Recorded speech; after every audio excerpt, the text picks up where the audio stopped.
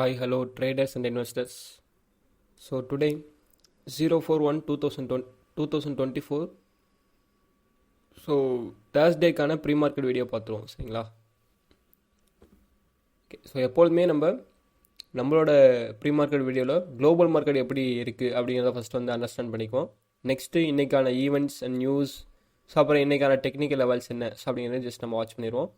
Gift நிஃப்டியை பொறுத்தளவுக்கு நம்மளுக்கு பாசிட்டிவாக11% ஆயிருக்கு. 0.11% பாசிட்டிவாக க்ளோஸ் ஆயிருக்கு. 23 rupees சேஞ்ச் ஆகிருக்கு சரிங்களா. ஸோ என்ன இண்டிகேட் பண்ணுதுன்னா நிஃப்டி பாசிட்டிவாக 20 to 50 பாயிண்ட்ஸ் கேப் அப்பில் ஓப்பன் ஆகிறதுக்கான பாசிபிலிட்டிஸ் இருக்குது. டவ் ஜோன்ஸை பொறுத்தளவுக்கு 0.76% நெகட்டிவாக க்ளோஸ் ஆயிருக்கு. ஸோ நாஸ்டாகை பொறுத்தளவுக்கு 1.10% நெகட்டிவாக க்ளோஸ் ஆயிருக்கு. S&P 500 பார்த்தீங்கன்னா 0.72% நெகட்டிவாக க்ளோஸ் ஆயிருக்கு. ஹாங்சாங் பார்த்தீங்கன்னா 0.85% நெகட்டிவாக க்ளோஸ் ஆயிருக்கு. ஸோ ஓவரால் நம்மளுக்கு வேர்ல்டு மார்க்கெட்டை பேஸ் பண்ணுற அளவுக்கு ஸோ ரெட்டிஸ் ரொம்ப ஸ்ட்ராங்கான ரெட்டிஸாக இருக்குது. எஸ்டர்டே FOMC மீட்டிங் இருந்துச்சு. ஸோ அதோட இம்பாக்ட். நெக்ஸ்ட்டு பார்த்தீங்கன்னா மேஜர் கம்பெனிஸோட ஏர்னிங் ரிசல்ட்லாம் பப்ளிஷ் ஆகிருந்துச்சு. ஸோ அதோட இம்பாக்ட் தான் நம்மளுக்கு வேர்ல்டு மார்க்கெட்டை பேஸ் பண்ணுற அளவுக்கு நம்மளுக்கு நடந்திருக்கு சரிங்களா. இந்தியன் இண்டிசஸை பொறுத்தளவுக்கு சென்செக்ஸ் பார்த்தீங்கன்னா எஸ்டர்டே ரொம்ப ஹை வால்டாலிட்டியாக தான் இருந்துச்சு. 0.75% நெகட்டிவாக க்ளோஸ் ஆகிருக்கு. ஸோ வால்டாலிட்டி ஸோ இங்கே பார்த்தீங்கன்னா உங்களுக்கு தெரியும் ரொம்ப ஹை வால்டாலிட்டியாக இருந்தது. எஸ்டர்டே அதானி ஹிண்டன்பர்க்கோட நியூஸ் பப்ளிஷ் ஆச்சுல. ஸோ அதனால் பார்த்தீங்கன்னா எஸ்டர்டே நல்ல ஒரு வால்டாலிட்டியாக இருந்துச்சு. நான் நியூஸை பேஸ் பண்ணி எஸ்டர்டேவே நம்ம டெலிகிராம் சேனலில் நம்ம பப்ளிஷ் பண்ணியாச்சு. ஸோ பார்க்காதவங்க டெலிகிராம் சேனலில் ஜாயின் பண்ணி பார்த்துக்கோங்க. ரொம்ப ஷார்ட் அண்ட் ஸ்வீட்டாக சொல்லணும் அப்படின்னா நம்மளுக்கு ஹிண்டன்பர்க்கோட ஜட்ஜ்மெண்ட் என்ன வந்திருக்கு அப்படின்னா, ஸோ இங்கே special committee CBI special committee அமைச்சு விசாரணையெல்லாம் பண்ண அனுமதி இல்லை. செபி வேணா ஸோ தனியாக அனுமதி எடுத்து ஸோ அவங்க இன்வெஸ்டிகேஷன் பண்ணி 3 monthsக்குள்ளே ரிப்போர்ட் சப்மிட் பண்ணணும். ஸோ அப்படிங்கிற ஜட்ஜ்மெண்ட் எஸ்டர்டே கொடுத்துருக்காங்க. ஸோ அதனால் ஃபஸ்ட் நம்மளுக்கு அதானி ஸ்டாக்ஸ் நல்லா பர்ஃபார்மன்ஸ் பண்ணிச்சு. ஸோ இந்த நிஃப்டிலாம் பார்த்தீங்கன்னா ஃபஸ்ட் நம்மளுக்கு லைட்டாக ஏறிச்சில்ல. ஸோ அதுக்கப்புறம் நம்மளுக்கு அதானி ஸ்டாக்ஸ் கேஸ் ஆரம்பிக்கிறதுக்கு ஒரு 1/2 hourக்கு முன்னாடி விழுக ஆரம்பிச்சதான் மார்க்கெட்ஸ் கண்டினியூஸாக விழுந்துக்கிட்டே தான் இருந்துச்சு. அதானி ஸ்டாக்ஸ்லாம் போய் பார்த்தீங்கன்னா டக்குன்னு ஒரு பெரிய ஒரு டவுனில் கொடுத்துருந்துச்சு. அவ்வளோ பெரிய ஒரு மூவ்மெண்ட் ஒரே கேண்டில் அவ்வளோ தூரம் மார்க்கெட் விழுந்துருந்துச்சு சரிங்களா. ஸோ பார்த்தீங்கன்னா உங்களுக்கு தெரியும்.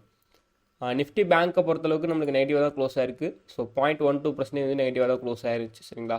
ஐடி செக்டாரை பொறுத்தளவுக்கு நம்மளுக்கு 2.52% நம்மளுக்கு நெகட்டிவாக க்ளோஸ் ஆயிருக்கு. ஸோ எவ்வளோ தூரம் ஒரு டவுன் ட்ரெண்ட். ஸோ நம்மளுக்கு நெகட்டிவாக தான் க்ளோஸ் ஆயிருக்கு ஓகேங்களா. ஸோ கமாடிட்டிஸ் பேஸ் பண்ணுற அளவுக்கு நம்மளுக்கு கரண்ட்டாக பார்த்தீங்கன்னா குரூட் ஆயில் யூஎஸ்டி பார்த்தீங்கன்னா 3.78% பாசிட்டிவாக க்ளோஸ் ஆயிருக்கு. பிரெண்ட் குரூட் ஆயில் பார்த்தீங்கன்னா 3.41% பாசிட்டிவாக க்ளோஸ் ஆயிருக்கு. கிட்டத்தட்ட $3 நம்மளுக்கு இன்க்ரீஸ் ஆயிருக்கு. ஸோ ஆயில் கம்பெனிஸை பேஸ் பண்ணுற அளவுக்கு one of the positive news. Okay, கரன்சிஸை பேஸ் பண்ணுற அளவுக்கு பெருசான சேஞ்சஸ் கிடையாது. ஸோ டாலர் இண்டெக்ஸ் 0.22% இன்க்ரீஸ் ஆயிருக்கு. USD/INR 0.5% நம்மளுக்கு டிக்ரீஸ் ஆயிருக்கு. ஏடிஆர் பக்கம் போகிறப்ப ஆக்சிஸ் பேங்க் பார்த்தீங்கன்னா 1.54% இன்க்ரீஸ் ஆயிருக்கு. டாக்டர் ரெட்டி பார்த்தீங்கன்னா 0.45% டிக்ரீஸ் ஆயிருக்கு, அதாவது நெகட்டிவாக க்ளோஸ் ஆயிருக்கு. HDFC பேங்க் பார்த்தீங்கன்னா 1.07% நெகட்டிவாக க்ளோஸ் ஆயிருக்கு. ICICI பேங்க் பார்த்தீங்கன்னா 1.28% பாசிட்டிவாக க்ளோஸ் ஆயிருக்கு. இன்ஃபோசிஸ் பார்த்தீங்கன்னா 0.22% நெகட்டிவாக க்ளோஸ் ஆயிருக்கு. டாடா நியூட்ரல். விப்ரோ பார்த்தீங்கன்னா 2.1% பாசிட்டிவாக க்ளோஸ் ஆயிருக்கு. ஸோ இது எல்லாமே நம்மளுக்கு மோஸ்ட்லி நம்மளுக்கு நெகட்டிவாக தான் இருக்குது மார்க்கெட். ஸோ நம்மளுக்கு விப்ரோவும் நெகட்டிவாக தான் க்ளோஸ் ஆயிருக்கு. சாரி, பாசிட்டிவ்னே விப்ரோவும் நம்மளுக்கு நெகட்டிவாக தான் க்ளோஸ் ஆயிருக்கு. மோஸ்ட்லி நம்மளுக்கு நெகட்டிவாக க்ளோஸ் ஆகிற ஸ்டாக்ஸ் எல்லாம் நீங்கள் ஷார்ட் பர்சனுக்கு வாட்ச் பண்ணலாம். பாசிட்டிவாக க்ளோஸ் ஆகிருக்கிறத நீங்கள் லாங் பர்சனுக்கு வாட்ச் பண்ணலாம் சரிங்களா. பேங்கிங் செக்டரை பொறுத்தளவுக்கு ஒரு ரூரல், அதாவது எப்படி ரூமர் அப்படிவாங்களா, ஃபேக் நியூஸ் ஒன்று இருக்குது. ஸோ அதை பற்றி நான் உங்களுக்கு எக்ஸ்பிளைன் பண்ணுறேன். இப்போ நெக்ஸ்ட் என்னன்னா FII டேட்டா பேஸ் பண்ணுறதுக்கு FII எஸ்டர்டே எவ்வளோ பை பண்ணியிருந்தாங்க அப்படின்னு பார்த்தீங்கன்னா 9,103 கோடிக்கு பை பண்ணியிருந்தாங்க. எவ்வளோக்கு செல் பண்ணியிருந்தாங்க அப்படின்னு பார்த்தீங்கன்னா 9,769 கோடிக்கு செல் பண்ணியிருக்காங்க. ஸோ நெட் சேல்ஸ் என்னன்னு பார்த்தீங்கன்னா 666 கோடிக்கு நெட் சேல்ஸ் FII பண்ணியிருக்காங்க. ஸோ இது one of the negative for institution சரிங்களா. ஸோ இன்ஸ்டியூஷன் நெகட்டிவாக இருந்திருக்காங்க. நம்மளுக்கு இந்த மந்த்து பார்த்தீங்கன்னா 3 days நடந்திருக்குல்ல. ஸோ இந்த 3 days தான் FII பார்த்தீங்கன்னா 1 day மட்டும் தான் ஹோல்ட் பண்ணியிருக்காங்க. மற்ற 2 days செல் பண்ணியிருக்காங்க சரிங்களா. நெட் சேலிங் தான் பண்ணியிருக்காங்க. 79 76 ஓவராலாக அவங்க ஹோல்ட் பண்ணி வச்சுருக்காங்க இந்த மந்த் சரிங்களா. அந்த மந்த் அண்ட் இயரில் ஓவராலாக ஹோல்ட் பண்ணி வச்சுருக்காது கரண்ட்லி. டிஏயை பொறுத்தளவுக்கு பையிங் எவ்வளோ பண்ணியிருக்காங்கன்னா ஸோ 10,402 கோடிக்கு வந்து பை பண்ணியிருந்தாங்க. எவ்வளோக்கு செல் பண்ணியிருக்காங்கன்னா 11,265 கோடிக்கு வந்து செல் பண்ணியிருக்காங்க. கிட்டத்தட்ட நெட் சேல்ஸ் எவ்வளோன்னு பார்த்தீங்கன்னா 862 கோடி வந்து செல் பண்ணியிருக்காங்க டிஐ. சரிங்களா? ஸோ இதுதான் வந்து பார்த்தீங்கன்னா எஃப்ஐடிஏயோட ரிப்போர்ட். நெக்ஸ்ட் என்னன்னா இம்பார்ட்டன்டான நியூஸ் வந்து எஸ்டர்டேலாம் பப்ளிஷ் ஆச்சு. அதில் ஒன்று பார்த்தீங்கன்னா ஹிண்டன்பர்க்கோட நியூஸ். நெக்ஸ்ட் என்னன்னா இந்தியாவோட மேனுஃபேக்சரிங் பிஎம்ஐ டேட்டா வந்து 18 மந்த்தோட லோ வந்து ஹிட் பண்ணியிருக்கு. கிட்டத்தட்ட பார்த்தீங்கன்னா 54.9% இன் டிசம்பர் மந்த். சரிங்களா? ஸோ இது ஒன் ஆஃப் த ரிப்போர்ட் தான் எஸ்டர்டே நம்மளுக்கு இம்பாக்ட் ஆயிருக்கும். ஸோ இல்லைனா இன்றைக்கி நம்மளுக்கு இம்பாக்ட் ஆகுது. ஐடி செக்டரில் எஸ்டர்டே வந்து டவுன் ட்ரெண்ட் கொடுத்துருக்கு. சரிங்களா? 18 மந்தோட லோ வந்து ஹிட் பண்ணியிருக்கு.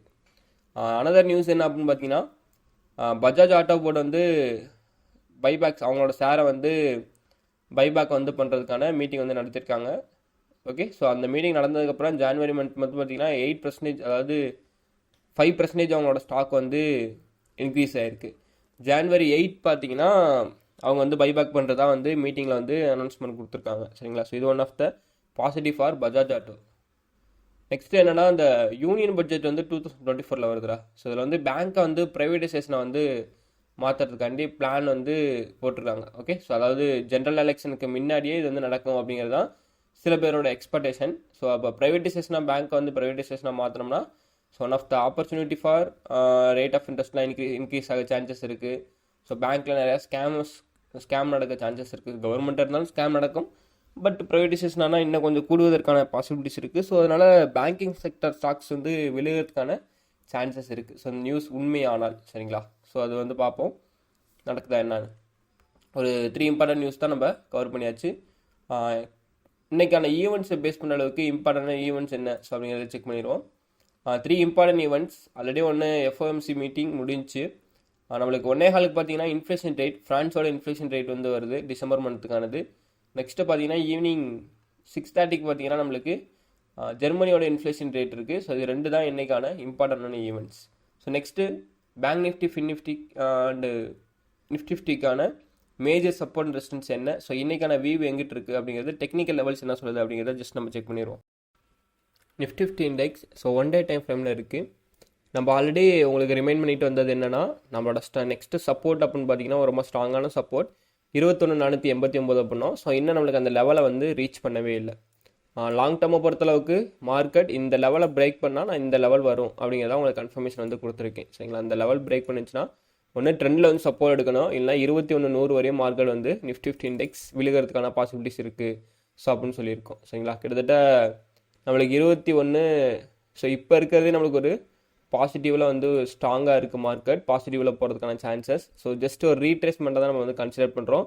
இல்லை அது ஃபைனலாக வந்து ரொம்ப ஸ்ட்ராங்கான சப்போர்ட் எடுக்கணும்னா அது இந்த லெவலையும் பிரேக் ஆகி ஸோ இந்த லெவல் வந்து விழுந்தாகணும் 20,800. ஸோ அந்த லெவல் வரையும் மார்க்கெட் வந்து விழுந்துட்டு அங்கே இருந்தால் அது ரொம்ப ஸ்ட்ராங்கான சப்போர்ட் எடுத்துகிட்டு போகிறதுக்கான பாசிபிலிட்டிஸ் வந்து இருந்துச்சு. ஓகே, இன்றைக்கான லெவல்ஸை பேஸ் பண்ணுற அளவுக்கு நம்மளுக்கு என்ன நடந்திருக்கு ஸோ அப்படிங்கிறத பார்ப்போம். ஸோ எஸ்டர்டே என்ன நடந்துச்சு, இன்றைக்கான லெவல்ஸ் என்ன அப்படின்னு பார்ப்போம். எஸ்டர்டே இது வந்து அதுக்கு ப்ரீவியஸ் டே வந்து கொடுத்தது. சரிங்களா? இந்த லெவலை பார்த்தீங்கன்னா தெரியும், அதுக்கு ப்ரீவியஸாக வந்து நான் கொடுத்தேன். இந்த லெவலை பேஸ் பண்ணுற அளவுக்கு மார்க்கெட் எனக்கு வந்து இந்த ஜோனை வந்து ஹிட் பண்ணிடுச்சு. ஓகே, ஸோ என்னோட கணிப்பு என்னென்னா ஒன்று ஜோனில் வந்து டச் பண்ணணும், இல்லை ஜோனை பிரேக் பண்ணணும் அப்படிங்கிறது.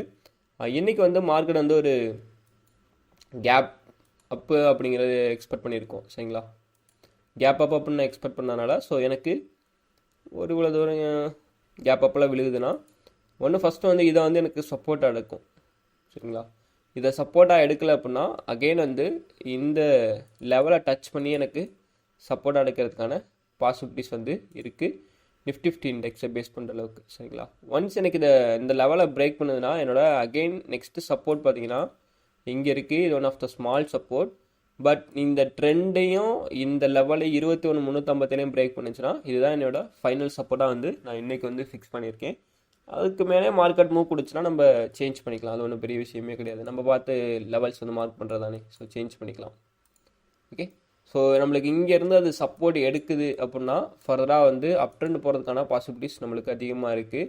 அதுக்கு இந்த லெவலில் ப்ராப்பரான break out confirmation, entry confirmation நம்மளுக்கு 1 ஹவரில் ஸ்ட்ராங்காக கிடைக்குது அப்படின்னா நெக்ஸ்ட் நம்மளோட ரெசிஸ்டன்ஸ்னு பார்த்தீங்கன்னா இந்த ஏரியா 21,677 ரெசிஸ்டன்ஸ். இந்த லெவலுக்குள்ள வந்துட்டு சின்னதாக ஒரு ரீட்ரெஸ் கன்ஃபர்மேஷன் கொடுத்துட்டு பிரேக் ஆகுது அப்படின்னா ஆல் டைம் ஹையாக பிரேக் பண்ணுறதுக்கான பாசிபிலிட்டிஸ் நம்மளுக்கு அதிகமாக இருக்குது.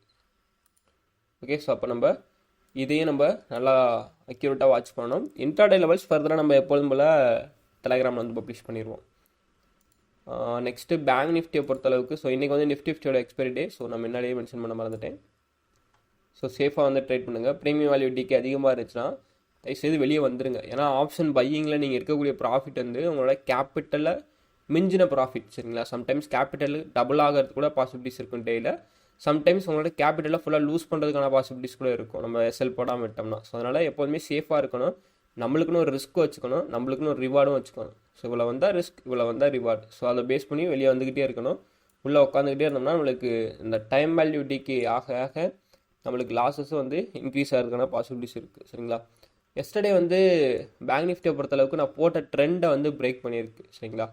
அகெயின் வந்து இன்றைக்கி மார்க்கெட் ஒரு கேப் அப்பெல்லாம் ஓப்பன் ஆகி இந்த ட்ரெண்டை மறுபடியும் பிரேக் ஆகுது, ப்ராப்பரான பிரேக் அவுட் கன்ஃபர்மேஷன் மாதிரி ஃபுல் பாடி கன்ஃபர்மேஷன் கிடச்சி கம்ப்ளீட் ஆகுது அப்படின்னா நெக்ஸ்ட் நம்மளோட சப்போர்ட் ஆல்ரெடி சொல்லியிருக்கோம் 47,114 தான் நம்மளோட நெக்ஸ்ட் நம்ம சப்போர்ட்டாக வந்து ஃபிக்ஸ் பண்ணியிருக்கோம், சரிங்களா? ஸோ இது வந்து லாங் டேர்ம் அனாலிசிஸை பேஸ் பண்ணுற அளவுக்கு.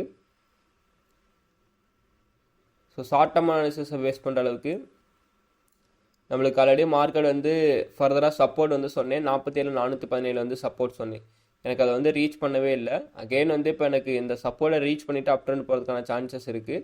பட் எனக்கு ப்ராப்பரான பிரேக் அவுட் கன்ஃபர்மேஷனுமே ரொம்ப ஸ்ட்ராங்காக இல்லை, ஒரு மீடியமாக தான் இருக்குது. ஆனால் நம்மளுக்கு அப் ட்ரெண்ட் வியூவில் நல்லா தான் போயிருக்கு. ஸோ இங்கே வந்து பார்த்தீங்கன்னா ஒரு ஹேமர் பேட்டர்ன் வந்து கிடச்சிருக்கு, கேண்டில் 6 பேட்டர்னை பேஸ் பண்ணுற அளவுக்கு. ஸோ ஸ்டில் நம்மளுக்கு ஒரு ரீட்ரெஸ்ட் அகெயின் அப் ட்ரெண்ட் போகிறதுக்கான பாசிபிலிட்டிஸ் தான் இருக்குது. ஸோ எவ்வளோ தூரம் அப் ட்ரெண்ட் போகலான்னா இவ்வளோ தூரம் அப் ட்ரெண்ட் போகலாம். ஸோ இவ்வளோ தூரம் ஒரு அப் ட்ரெண்ட் போயிட்டு அகைன் வந்து ஒரு ரீட்ரெஸ் பண்ணிவிட்டு அப் ட்ரெண்ட் போயிடுச்சுன்னா ஓகே. ஸோ ரீட்ரெஸ் பண்ணல அப்படின்னா மார்க்கெட் வந்து கீழே விழுதாகணும். ரீட்ரெஸ் பண்ணிவிட்டு அப் ட்ரெண்ட் போச்சுன்னா ஸோ நம்மளுக்கு இந்த லெவலில் போய்ட்டு ஹிட் பண்ணும். 48,97 போய்ட்டு ஹிட் பண்ணுறதுக்கான பாசிபிலிட்டிஸ் இருக்குது இன்றைக்கான வியூவில், சரிங்களா? ஸோ அதுக்கு மேலே மார்க்கெட் மூவ் ஆச்சுன்னா நான் உங்களுக்கு அப்டேட் பண்ணிடுறேன் லெவல்ஸ் வந்து. ஃபின் நிஃப்டியை பொறுத்தளவுக்கு கிட்டத்தட்ட ஃபின் நிஃப்டி என்ன ஆச்சுன்னே தெரில. ஃபின் நிஃப்டிக்கு காய்ச்சல் வந்துச்சு போல், நியூட்ரலாகவே இருக்குது அது வாட்டில். ஓகே, எஸ்டர்டே நம்மளோட ட்ரெண்டை வந்து ப்ராப்பரான பிரேக் அவுட் கன்ஃபர்மேஷன் கொடுத்துருக்கு. எகைன் வந்து நம்மளுக்கு இன்றைக்கி இந்த ப்ராப்பரான பிரேக் அவுட் வந்து பிரேக் பண்ணி கீழே வருது அப்படின்னா அது 21,200 பிரேக் ஆகிட்டு வருது கீழே அப்படின்னா ஸோ நெக்ஸ்ட் நம்ம இதுதான் நம்மளோட சப்போர்ட்டாக வந்து ஃபின் நிஃப்டிக்கு வந்து ஃபிக்ஸ் பண்ணியிருக்கோம், சரிங்களா? ஃபின் நிஃப்டியோட இன்றைக்கான மேஜர் சப்போர்ட் ரெசிஸ்டன்ஸை பேஸ் பண்ணுற அளவுக்கு நான் வந்து ஆல்ரெடி எஸ்டர்டேவே உங்களுக்கு போட்டிருந்தோம். இந்த பாக்ஸ் வந்து சைட்வேஸ் பாக்ஸ் அப்படின்னு கொடுத்துருந்தோம், சரிங்களா? ஒன்ஸ் இந்த பாக்ஸை நம்மளுக்கு எஸ்டர்டே வந்து பிரேக் ஆகிருக்கு. ஓகே, பிரேக் ஆகி நெக்ஸ்ட்டு கன்ஃபர்மேஷனில் நம்மளுக்கு என்ட்ரியும் ப்ராப்பராக வந்து ஆக்டிவ் ஆகிருக்கு. அகெயின் ஒரு சப்போர்ட் எடுத்திருக்கு. அந்த சப்போர்ட் வந்து சரி அகெயின் போய்ட்டு ஒரு ரீட்ரெஸ்ட் சப்போர்ட் எடுத்திருக்கு. ரெசிஸ்டன்ஸ் போய்ட்டு ரீச் பண்ணிவிட்டு அகெயின் மறுபடியும் போயிட்டு அங்கே ஒரு ரீட்ரெஸ்ட் கன்ஃபர்மேஷன் கொடுத்துட்டு அதுக்கப்புறம் மார்க்கெட் வந்து விழுக ஸ்டார்ட் ஆகிருக்கு. ஃபின் நிஃப்டியை பொறுத்தளவுக்கு இது ஒரு ப்ராப்பரான மூவ்மெண்ட் அப்படிங்கிறது தான் என்னோட ஒரு எக்ஸ்பெக்டேஷன். இப்போ நெக்ஸ்ட்டு சப்போர்ட் எடுக்கணும் அப்படின்னா மார்க்கெட் வந்து 21,190 வரையும் மார்க்கெட் விழுகணும். ஒன்ஸ் இதை பிரேக் பண்ணிச்சுன்னா 21,80 அந்த லெவலை வந்து மார்க்கெட் வந்து ஹிட் பண்ணுறதுக்கான ஃபின் நிஃப்டி இண்டெக்ஸ் வந்து சான்சஸ் இருக்குது, சரிங்களா? So trend is your friend. இன்றைக்கி பொறுத்தளவுக்கு ஓவரால் வியூ என்ன அப்படின்னு பார்த்தீங்கன்னா வேர்ல்டு மார்க்கெட் நம்மளுக்கு நெகட்டிவாக இருக்குது. ஓகே, ரிவ்யூ பேஸ் பண்ணுற அளவுக்கு நம்மளுக்கு ஈவெண்ட்ஸ் வந்து சம் ஈவெண்ட் வந்து 1.25 வந்து ஃப்ரான்ஸோட இன்ஃப்ளேஷன் ரேட் இருக்குது. ஸோ இது நம்மளுக்கு லைட்டாக இம்பாக்ட், இன்ஃப்ளேஷன் ரேட் ஒரு வேளை நம்மளுக்கு நெகட்டிவாக வருதுன்னா ஸோ இம்பாக்ட் ஆகிறதுக்கான பாசிபிலிட்டிஸ் டக்குன்னு இருக்குது. டெக்னிக்கல் வியூஸை பேஸ் பண்ணுற அளவுக்கு நம்மளுக்கு ஸ்ட்ராங் டவுன் ட்ரெண்டில் தான் இருக்குது. நம்மளுக்கு ஃபைனலாக ஸ்ட்ராங்கான சப்போர்ட் எடுத்தால் மட்டும்தான் நம்ம அப் ட்ரெண்ட் அப்படிங்கிற வியூ வந்து ஃபிக்ஸ் பண்ண முடியும், சரிங்களா? அப்போ நம்மளுக்கு ஸ்ட்ராங்கான டவுன் ட்ரெண்டில் தான் இருக்குது. நீங்கள் ரொம்ப பிகினராக இருக்கீங்க, ட்ரேட் எடுக்க பயமாக இருக்குது அப்படின்னா so mostly down trend trade எடுத்தா மட்டும் எடுங்க. ஸோ அப் ட்ரெண்ட் ட்ரேடுக்கு போகாதீங்க, சரிங்களா? ஸோ அதுதான் நம்ம கூட சொல்லக்கூடிய சஜஷன். ஒருவேளை அப் ட்ரெண்ட் ட்ரேட் எடுக்கிறோம்னா ப்ராப்பரான ரிஸ்க் ரிவார்ட் ரேஷியோ மேனேஜ்மெண்ட் பண்ணோம்னா ஸோ நம்மளுக்கு பெரிய லாஸஸ் வந்து வரவே வராது. நம்மளோட கேபிட்டல் வந்து நம்ம லூஸ் பண்ணவே மாட்டோம், ஓகேங்களா? ஸோ இந்த வீடியோ பிடிச்சிருந்துச்சுன்னா மறக்காமல் வந்து லைக் பண்ணுங்கள். ஸோ பிடிச்சிருக்குன்னு நம்புறேன். வேறு ஏதாவது எக்ஸ்ட்ரா டீட்டெயில்ஸ் வேணுனாலும் கமெண்ட்டில் வந்து மென்ஷன் பண்ணுங்கள். ஸோ அதை பற்றி வீடியோ போட வந்து ட்ரை பண்ணுறேன், ஓகேங்களா? ஸோ மறக்காமல் நம்மளோட சேனல் வந்து சப்ஸ்கிரைப் பண்ணிக்கோங்க. ஸோ அப்போ தான் நம்ம போடக்கூடிய வீடியோ வந்து உடனே உங்களுக்கு வந்து சேரும். ஸோ ப்ளஸ் எங்களுக்கு சப்போர்ட் பண்ண மாதிரியே இருக்கும். ஓகே, ஸோ தேங்க்ஸ் ஃபார் வாட்சிங். தேங்க்யூ.